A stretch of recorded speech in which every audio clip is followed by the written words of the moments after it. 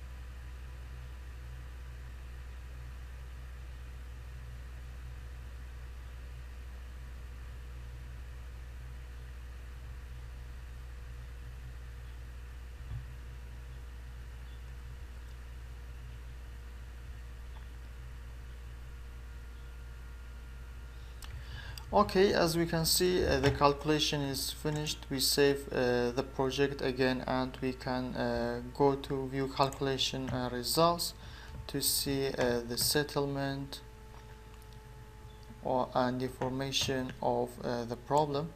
So this is a deformed shape of the problem. We can see the settlement or displacement is very high compared to previous example, because in previous example the first 2 meters was a strong soil layer, but in this example the first 2 meters of the soil layer is a weak soft clay soil. So that's why there's a high settlement, which is not acceptable. And in practical, maybe this soil can be strengthened by some soil improvement, or replacing this soil layer by a granular or a better strong soil material. So we can see there's an upward settlement or deformation. Actually, this is not a true scale. Maybe that's why it's a little bit strange. So we can click on view and scale, true scale, apply. We can see this is a true scale of the problem. In here we can hide the surface load. We can see how the footing is settled and deformed. So we can click on deformation to see the total displacement of the foundation. We can take a vertical cross section like this. Okay, so this is a total displacement of the problem. So we can see that most of the displacement are in the weak soil layer. As we can see also, the displacement isobars are all of them located in the first weak soil layer. That's why we have a very high settlement or displacement in this example. We can also check the Cartesian or principal effective stresses as well.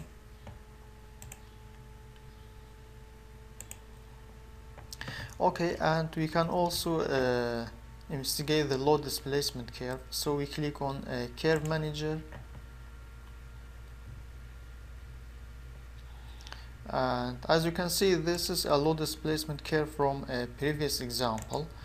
So we will create a new load displacement curve. That's why we click on new, and in the X direction we select the M stage, and in Y direction we select the UZ and click OK. So we right click on the figure and setting, and as usual we deactivate the displacement from the initial and the footing construction phase. Also, as you can see, this is a load displacement curve of this example, and we can extract this data and export it, convert it to Excel. We just click on table and Ctrl+A and Ctrl+C, and we open lesson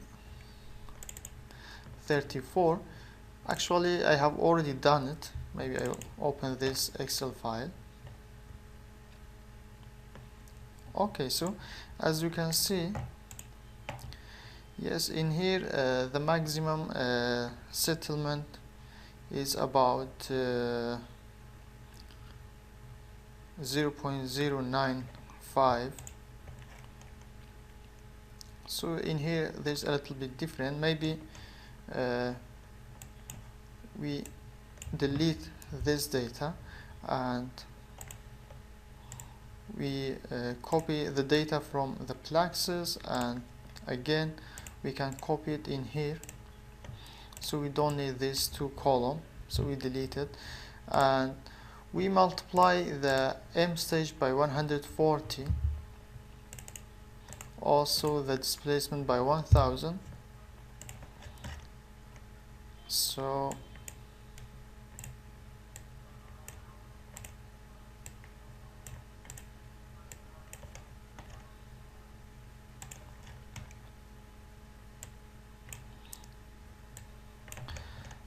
as you can see, this is a load displacement curve for this example, and we can see the displacement is, or the settlement is very high because it is a weak soft clay soil.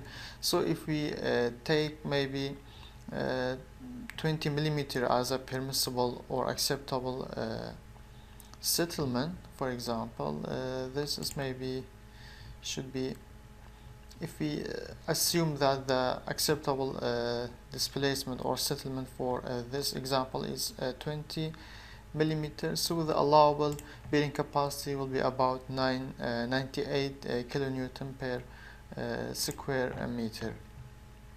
So this was for this example, and I hope it was clear. And actually, as you can see, it is very easy, and this is very important, especially for researchers and geotechnical engineers, when you have this kind of data or soil layers in the field. So you can easily analyze with the PLAXIS and find the ultimate bearing capacity and settlement of the foundation. And so I hope it was clear, and thank you for watching. See you in the next lesson.